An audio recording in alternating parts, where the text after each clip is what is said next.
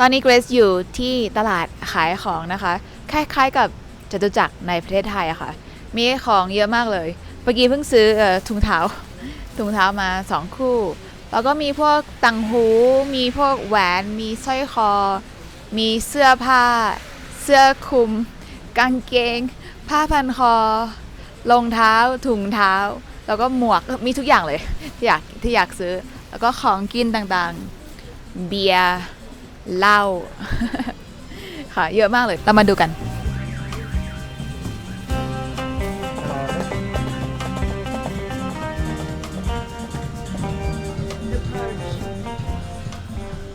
ตอนนี้นะคะดูสิคะเต็มเลยเห็นไหม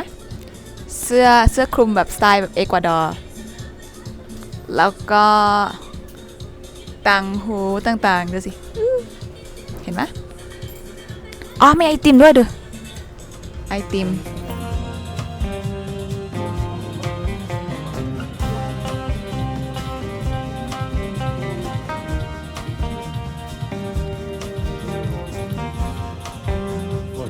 ตอนนี้เกรซอยู่ที่ตลาดสดซานตาคลารานะคะภาษาสเปนคือ Mercado Municipal ตอนนี้เกรซจะเข้าไปแล้วก็ลองดูว่ามีอะไรบ้างน่าจะมีผลไม้เยอะเลยแล้วก็น่าจะมีอาหารด้วยเราจะมาลองกินดูว่าอาหารที่นี่อร่อยไหม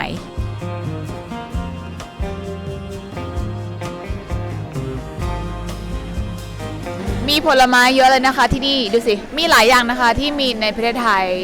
กล้วยสับปะรดอะโวคาโดก็มีอยู่ในประเทศไทยนะแต่ที่นี่มีเยอะมากแล้วก็มีหลายๆอย่างที่ไม่มีในประเทศไทยอย่างเช่นกูรัวชิลิโมยะแล้วก็ที่เกรซชอบที่สุดอะไรนะกรานาดีอ่ะที่เกรซชอบที่สุดแล้วก็เดี๋ยวจะมีโอกาสเปิดให้ดูนะคะว่าเป็นยังไงพวกนี้Uchua. Uchuva. Así. Sí. Sabor. No tanto, muy ¿No? bien. Está rico. ¿Cómo se llama? Esto es pitaya. Pitaya. ¿Quieres llevar? วันนี้เกรซจะพาทุกคนไปเที่ยวมิตาจิเดมุนโดนะคะก็คือเป็นเหมือนกับเส้นผ่าศูนย์กลางของโลกที่เป็นสถานที่ท่องเที่ยว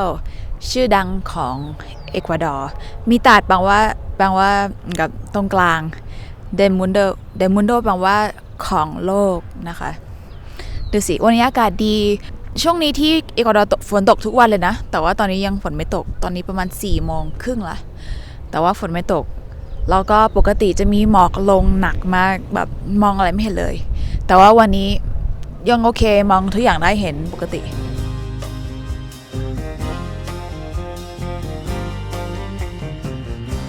วันนี้เกรซอยู่ที่ Central Historical ของเมืองกิโตนะคะเป็นเหมือนกับจุดเมืองโบราณ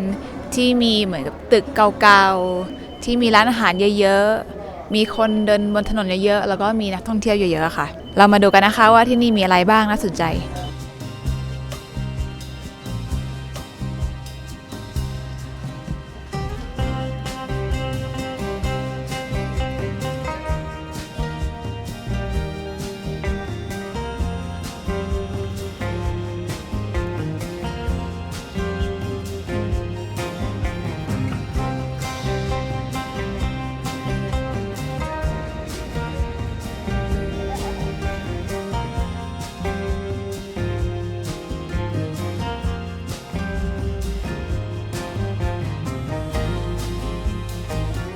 ที่นี่คือโบสถ์แคทอลิก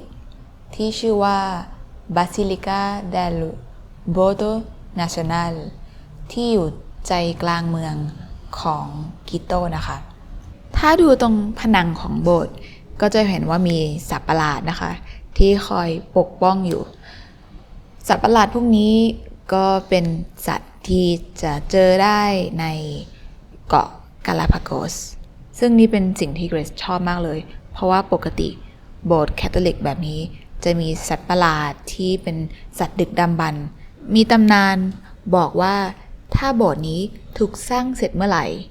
นั่นจะเป็นวันที่โลกนี้จะอวสานเพราะฉะนั้นโบสถ์นี้ก็เลยสร้างไม่เสร็จสักทีเป็นโบสถ์ที่สวยมากนะคะแล้วก็ มีที่เดินเยอะ มีจุดให้ชมเยอะ วันนี้ฝนตก แต่ว่าก็ไม่ทำให้โบสถ์นี้สวยน้อยลงเลยสักนิดเดียว โบสถ์นี้ใหญ่มาก เหมือนกับมาอยู่ในหนังคนค่อมนอตเตอร์ดัม เรายิ่งสวยมากไปอีกเพราะว่าที่ประเทศไทยไม่มีแบบนี้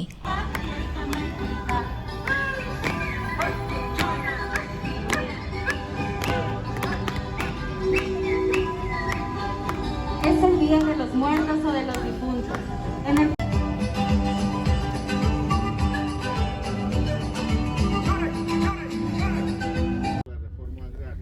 มาถึงแล้วค่ะ โอตาวาโล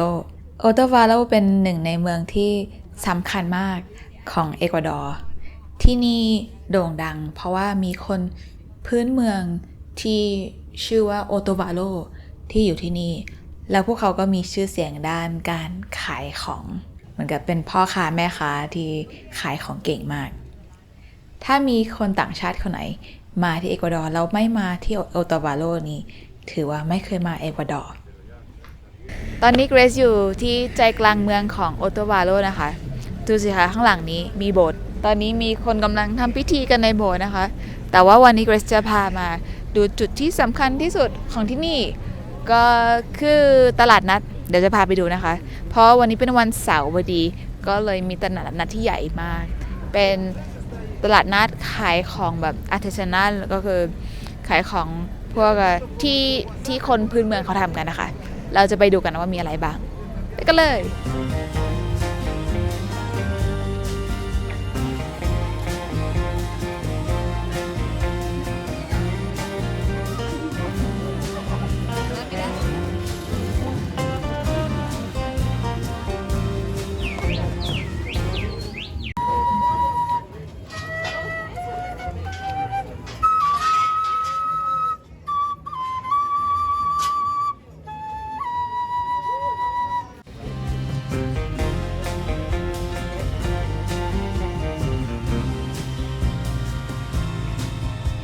วันนี้ก็วันสุดท้ายแล้วนะคะที่เกรซอยู่ที่โอตาวาโล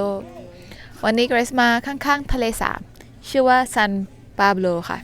ตรงนี้ทะเลสาบใหญ่ๆอยู่ตรงกลางนะคะแล้วก็มีทิวทัศน์สวยงามมากแล้วก็ที่ข้างๆทะเลสาบนี้จะมีบ้านพักมีโรงแรมมีอะไรเยอะมากแล้วก็มีพวกกิจกรรมทางน้ำแบบเจ็ตสกีขึ้นเรือพายเรืออะไรอย่างเงี้ยค่ะ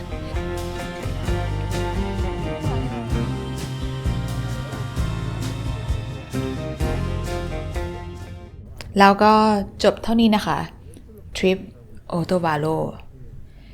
ยังมีอีกเมืองหนึ่งที่น่าสนใจมากคือเมืองชื่อว่าบานโยสซึ่งเกรซจะมีโอกาสพาทุกคนไปดูนะคะแต่ว่าไม่ใช่ในวิดีโอนี้ในวิดีโอถัดไปเพราะฉะนั้นติดตามชมตอนต่อไปนะคะ